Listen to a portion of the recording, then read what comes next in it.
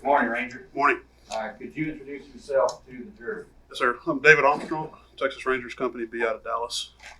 Did you become involved in the investigation of a double homicide on February 2nd, 2013? Yes, sir. How was it you came to be involved with that investigation?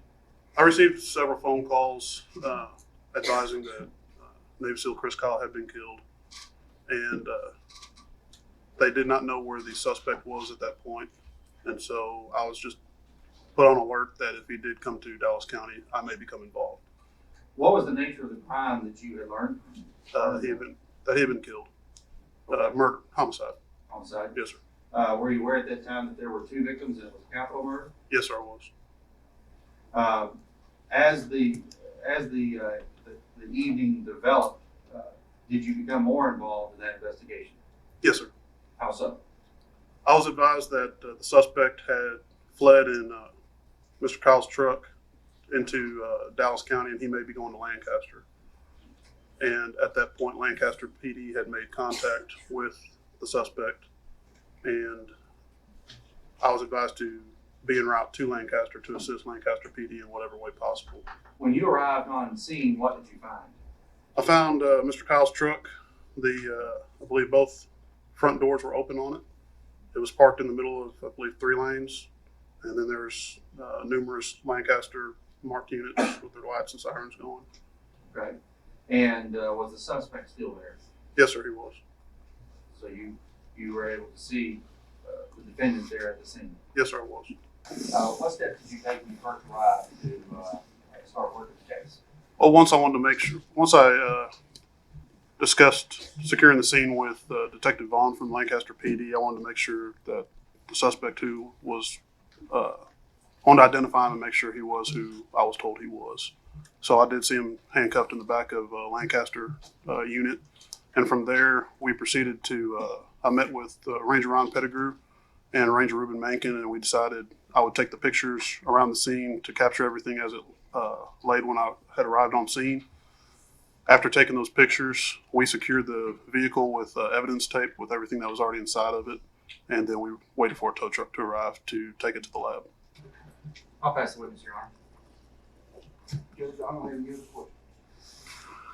All right, Ranger, you may step down. My name is James Watson. And Mr. Watson, are you related to Eddie Ray Rao? I am. I'm his uncle. And is his mother your sister? Yes.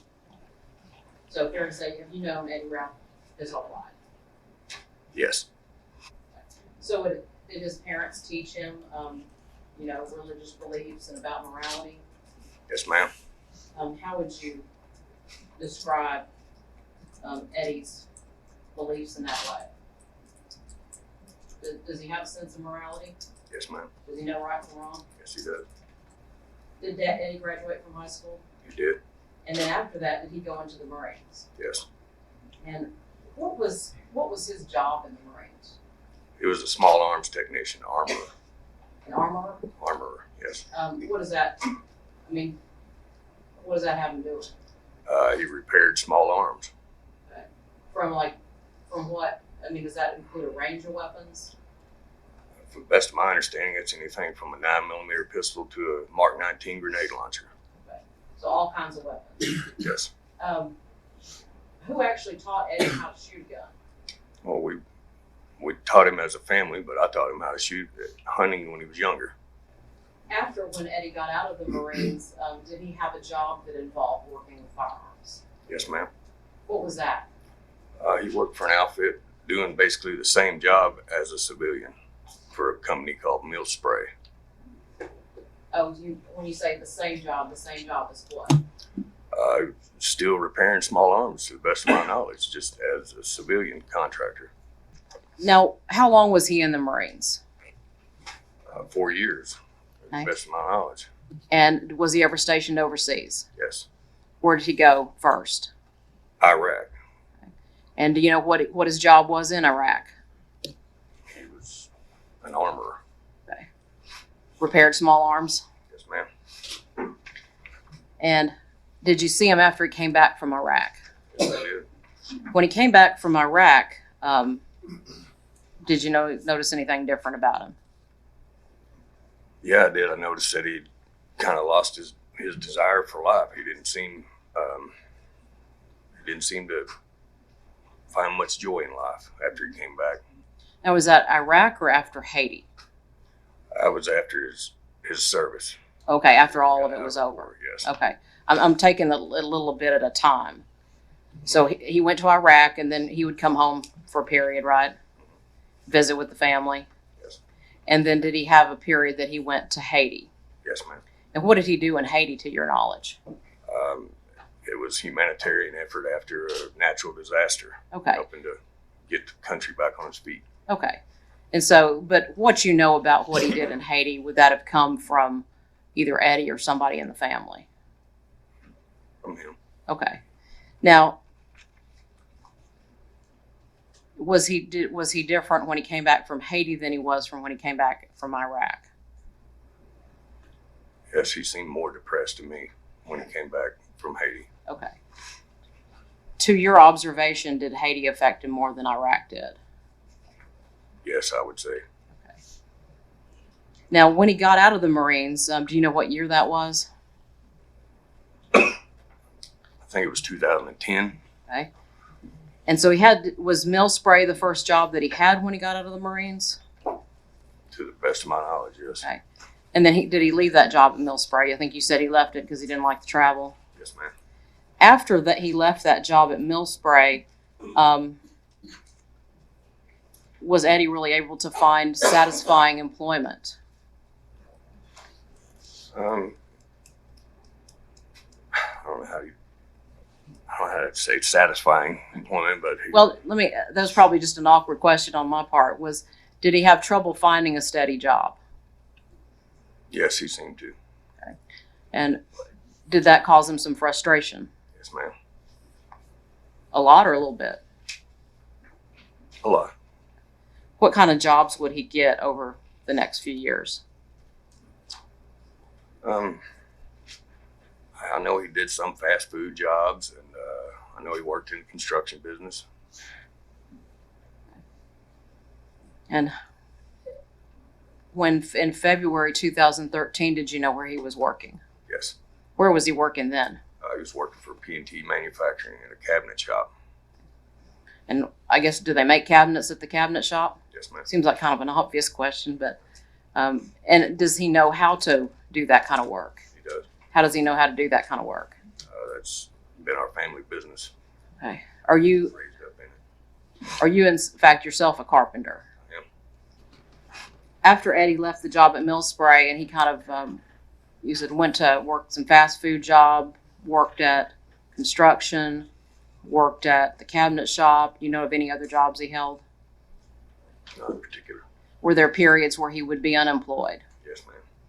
And was there a period that he actually came and lived with you and your wife? Yes, there is. And when he's living with y'all, where's he staying? Does he have his own room? He stayed on our couch. And how long did he live with y'all? Better part of a year. Okay. And I don't know that we've gotten this out yet. How old is Eddie? It's 27, Now, do you know when it was that he moved out of your house? 2012. Okay. Do you know whether or not he had met and started going with Jen Weed yet? Yes. He had. Yes. Was he still living with y'all when he met Jen Weed? No. Okay. And so he had just moved out before he met her. Yes, ma'am. Now, who did he move back in with after he left your house? His mother. His mother? And his dad, too? Yes. Okay. Has Eddie ever had his own apartment?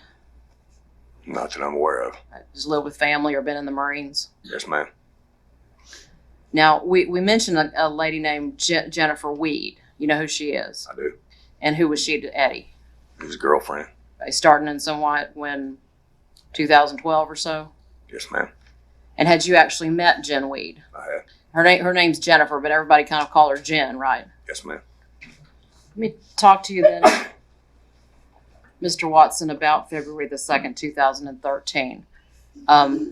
Now, prior to that date, when do you think the last time you actually saw Eddie in person was? I believe it was at Christmas. That would be Christmas of 2012. Yes, ma'am. Do you remember, was it some sort of family gathering? Yes, we always get together for Christmas. And do you know whose house that would have been at? I think it was at my younger sister's house that year. And did you notice, how was Eddie at that party? I mean, I'm assuming it's like a, not really party, but family Christmas gathering. How was Eddie? He was himself. And didn't notice anything particularly unusual about him at Christmas? Not particularly, no. Nothing alarming happened. No, ma'am. And then between Christmas and February the 2nd, 2013, do you think you saw him again? No. Not in person. Might have talked to him on the phone. Yes, ma'am. And during that time period, were you aware that he was still having a relationship with Jen Weed? Yes, ma'am. Now, on the morning of February the 2nd, 2013, did you have a reason to go over to Eddie's house? Yes, ma'am, I did. I say Eddie's house. This is actually his parents' house, right? Correct. The house at 220 West 6th Street in Lancaster. Yes, ma'am. I assume you've been to that house before. You know it well. Have his parents lived in it for a long time? Yes, ma'am. And why was it that you were going to his house that morning? I was called over because they were having an argument. Calm him down. All over to visit with him and calm him down. Who was having an argument? Jen and Eddie. And who called you? Jen. Did you agree to go over there to the house in Lancaster? I did. And when you got over there to the house in Lancaster, what was going on? Eddie was there by himself. Had Jen already left? Yes. He was there by himself, and then what was his demeanor like? By the time I got there, he was in fairly good spirits. And then, so what did y'all do? We talked about the events that had gone on that morning. Between him and Jen? Yes. Okay. And then what'd y'all do? We just hung out and talked. Would it be unusual for you or Eddie to drink in the morning? No. And then did y'all talk some more? Yes, ma'am. Was there a point during, while you were there, after Jen had left that morning, that Eddie became upset? Yes, ma'am. What was he upset about? I think he was upset in general with just their relationship. They were having an argument. I don't remember particularly the details of what he was upset about, other than that they were having a fight. And I think you had said earlier at some point during this conversation, did y'all kind of have a spiritual talk? Yes, ma'am. And is that something that you've gotten more into, at that point in time? Had you gotten more into that in your life? That's safe to say, yes. Did you talk about the Bible? We did. Was it frustrating to him that he had to live with his mother? Sure. Didn't have his own place? Sure. And at some point that morning, did you and Eddie smoke some marijuana? Yes, ma'am. After we'd sit there and talk for a while, I heard someone coming up the driveway and told Eddie someone was at his house, and he got up and went to meet him. Then he left. Did you see the person that came up to the house? No, I didn't. Did you hear anything? I heard someone introduce herself and say, "You must be Eddie," or "Are you Eddie?" Did you hear a vehicle drive up? Not so much. Didn't hear a vehicle, but I heard gravel. I heard they have a gravel driveway. I heard someone walking up the driveway. Oh, okay. So you can hear footsteps coming up the driveway. Yes. And you heard somebody asked if he was Eddie. Yes. And then what happened? He left abruptly. Now, when y'all are sitting around talking that morning, did Eddie tell anything to you about his plans for the day? Yeah, he mentioned in passing that he was going to a gun range that afternoon. You're saying, did Eddie leave kind of abruptly Yes, ma'am. when this person came? Yes. And did you, I don't know, did you wonder where he went? Yeah, well, I was just concerned that he left without locking the house or putting the dog up. He just left abruptly. And so then what did you do after you talked to Jen? I locked up my sister's house, put the dog away, made sure it had food and water, and I went home. And now later that afternoon, did something happen? Yes, Ed came by and woke me up. He woke me up. We visited for a few minutes, and he left. He didn't stay very long. Okay. What did y'all visit about? He was showing me a pistol that he had, What kind of pistol did he show you? a 9mm handgun, And what was Eddie driving when he came by? a black Ford pickup. Okay. Had you ever seen him drive that truck before? No. And what did he tell you about that truck? Just check out my truck. And he later said, I'm driving a dead man's truck. What did you make of that comment? Thought he was talking about himself. Why is that? He had often made bizarre comments like that about himself. And in what way? I felt like somebody was out to get him. Felt like Who was out to get him? the government. He had said before that the government was after him. The government was after him. Yes. And so when he said, I'm driving a dead man's truck, I mean, that would cause a lot of, red flags for a lot of people. Did you think that meant he killed somebody? No. No, I didn't. What'd you think? Thought he was talking about himself. Thought it was his truck and he was the dead man he was talking about. Did it look like a kind of truck that he could afford? Not necessarily. No. I mean, it's a big truck. Yes. Have you seen him get offended? I have. Have you seen him react to that? I have. How does he react when he gets offended?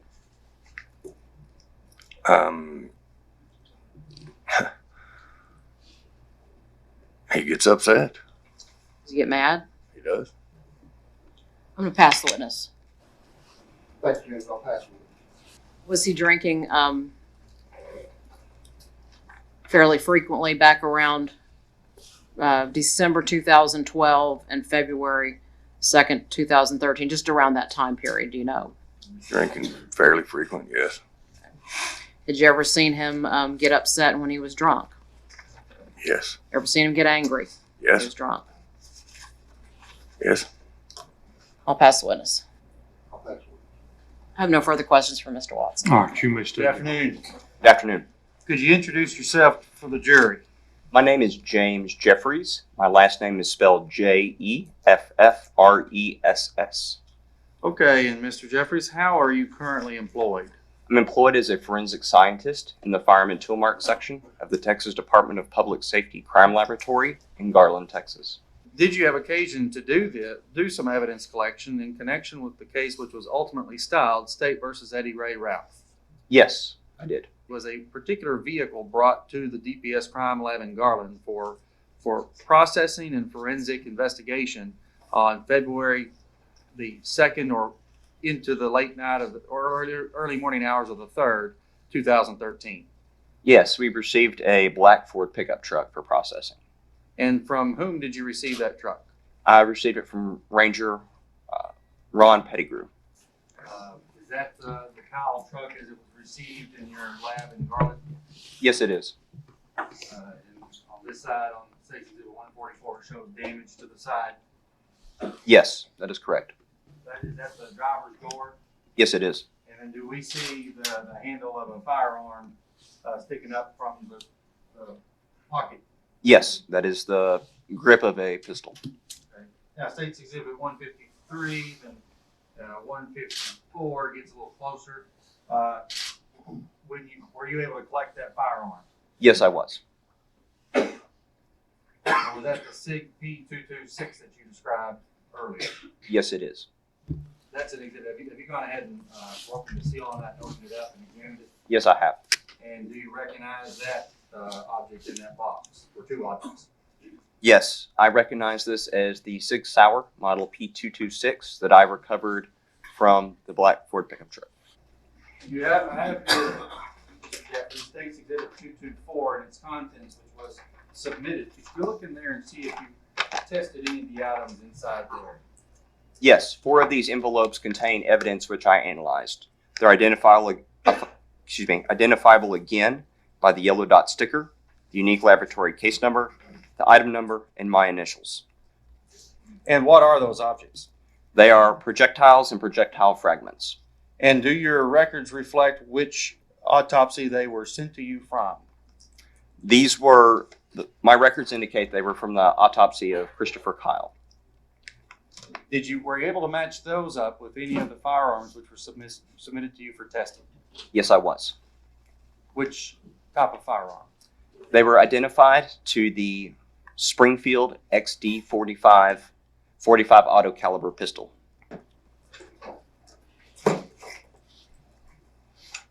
Is that the firearm which matches the projectiles which were found in Christopher Kyle? Yes, this is that firearm. State's Exhibit 225, which was material collected from the autopsy of Chad Littlefield. Could you inspect the contents of it and see if you tested any of those items? Yes, this envelope contains a fired bullet that I analyzed. Again, I recognize it by the yellow dot sticker, the unique laboratory case number, the item number, and my initials. Were you able to link those items to any of the firearms that you tested? Yes, I was. I identified that bullet as having been fired from the Sig Sauer pistol. And is that State's Exhibit 219, that pistol? Yes, it is. So just to be clear, this is the firearm which matched the projectile which was recovered from the autopsy of Chris Kyle. Of Chad Littlefield. Of Chad Littlefield, yes. And this is the firearm that you found inside the truck when it was recovered. Yes, that is correct.